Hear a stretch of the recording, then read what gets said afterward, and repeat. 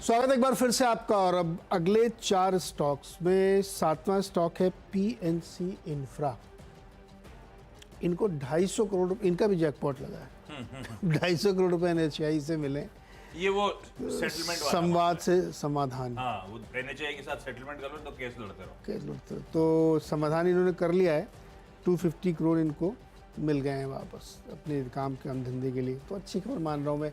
एक तो सरदर्दी खत्म होती है और पैसा वापस आ गया। तो पीएनसी इंफ्रा को आप ग्रीन में लेके चल सकते हैं।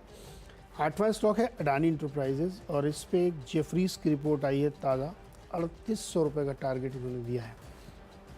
क्या लॉजिक दिया इन्होंने कहा कि कॉपर स्मेल्टर यूनिट जो मुंद्रा में, अभी आप देखो पिछले हफ्ते खबर आई थी कि ऑपरेशनल हो गई है, वो इनके लिए एक बहुत बड़ा गेम चेंजर होगी।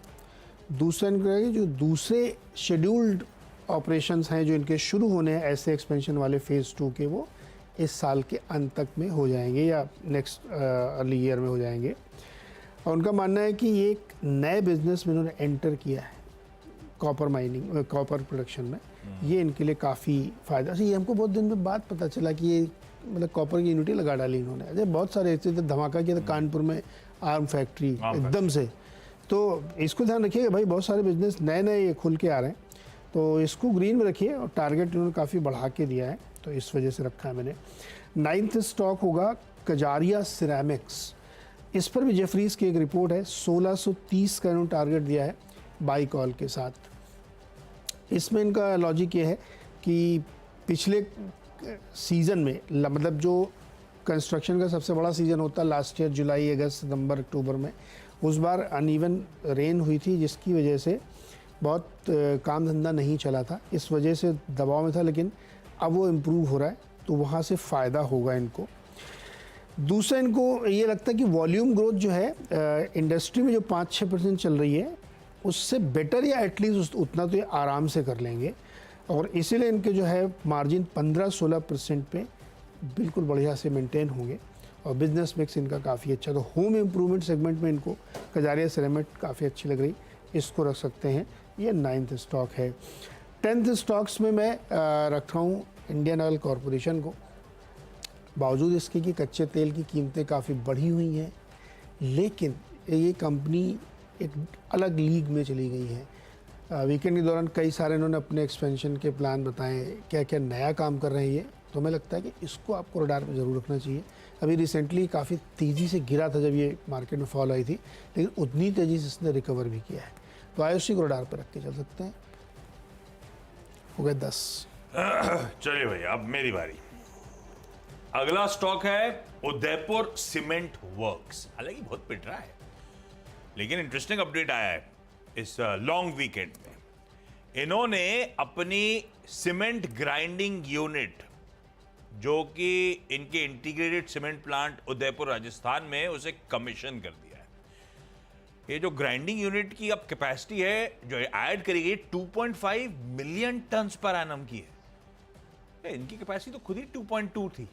2.2 में 2.5 जुड़ गया, 4.7 एमटीपी कैपेसिटी पहुंच गई। इस तरह की कमीशनिंग डबल से ऊपर। मैंने उदयपुर सीमेंट वर्क्स को ग्रीन रखा है, पर स्टॉक ऑफ लेट वीक ही रहा है, ध्यान रखिएगा। डायरेक्टर साहब, ये स्टॉक का हॉटबोर्ड दिखाइए। रेट गेन ट्रैवल टेक्नोलॉजीज, इसको ग्रीन ले जा रहा हूं। थोड़ा सा इफ्स एंड बट्स हैं, ध्यान रखिए। वैसे करेक्ट हुआ स्टॉक है, संभला नहीं तो दिक्कत हो जाएगी। थर्सडे को बहुत पिटा, दिन के लोज पे बंद हुआ, क्योंकि बंद होते होते एक लार्ज ट्रेड हुआ था जिसमें प्रमोटर्स ने माल छोड़ा है। इनफैक्ट इस कंपनी का बाद में डिस्क्लोजर भी आ गया कि miss Megha Chopra, miss Usha Chopra, part of promoter and promoter group of RateGain travel technologies have sold shares equivalent to 3% of the total holding of 51.25%। तो 3% हिस्सा बिका है प्रमोटर्स का, इसीलिए इस तरह का प्रेशर बना था। लेकिन उसमें बायर्स में कुछ एग्रेसिव इन्वेस्टर्स, सोसाइटी जनरल ने 9.5 लाख शेयर्स थर्सडे को खरीदे इस स्टॉक के। ग्रीन रखते हैं, पर आप वॉच आउट करिएगा क्योंकि इंपॉर्टेंट जंक्चर पे खड़ा हुआ है, संभला नहीं तो दिक्कत आ जाएगी। अगला EIH को ले जा रहा हूं, होटल कंपनी। इसने कुछ अनाउंसमेंट्स करे। आप अगर गोवा जाना चाहते हैं, उसमें भी साउथ गोवा जाना चाहते हैं, तो ये आपके लिए 52 एकड़ की प्रॉपर्टी खड़ी कर रहे हैं ओबरॉय लग्जरी रिजॉर्ट कैवलोसिम बीच में। कभी गए कैविलॉसन? सुना नहीं मैंने। ओबरॉय गोवा नाम से होगा लग्जरी रिजॉर्ट, 90 कमरे और स्वीट्स होंगे, 421 करोड़ का इन्वेस्टमेंट होगा, इंटरनल एक्रूवल्स और डेट के थ्रू फंड करेंगे। तो एग्रेसिव हो रहे हैं गोवा में, और एग्रेसिव हो रहे हैं गोवा में। दरअसल साथ साथ एक और अनाउंसमेंट आया है, इन्होंने एक होटल मैनेजमेंट का एग्रीमेंट भी कर लिया है सेकंड प्रोजेक्ट में, एक लग्जूरियस ओबरॉय रिजॉर्ट बॉगमालो बीच इन साउथ गोवा। यार अपन तो कलंगूट और बागा तक ही सीमित थे। ये तो कैविलॉसन बीच में भी आपको मिलेंगे और बॉगमालो बीच में भी मिलेंगे। EIH को ग्रीन रख दिया भाई, बहुत वैसे तेजी में, सारे होटल स्टॉक तेजी में। EIH का लंबा चार्ट उठा के दिखाइएगा, चले ही चले जा रहा है, चले ही चले जा रहा है, बहुत सालों बाद एक खुल के चला है। लास्ट एक और लास्ट ट्रेड के साथ छोड़ जाता हूं। ये लास्ट ट्रेड इस बार है कार्ड ट्रेड का। इसमें अच्छा, इसमें कई सारे पुराने इन्वेस्टर्स चेकआउट कर रहे हैं, नए आ रहे हैं।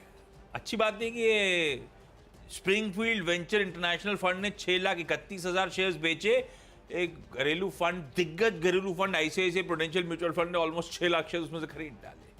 तो क्वालिटी ऑफ इन्वेस्टर, अब वो FIs तो थोड़े से फ्रिकल होंगे, वो बाहर जाते हुए ज़्यादातर MFs एक्वायर कर रहे हैं। देखते हैं, कार ट्रेड में एक अच्छा लार्ज ट्रेड हुआ है, मैं ग्रीन रखता हूँ, देखते हैं आज बिहेवियर कैसा रहता है। भाई हमारे 10-10 स्टॉक्स पूरे। क्विकली छोटा सा ब्रेक के उस पर जब लौटेंगे तो टीम्स का एक क्विक रैप अप।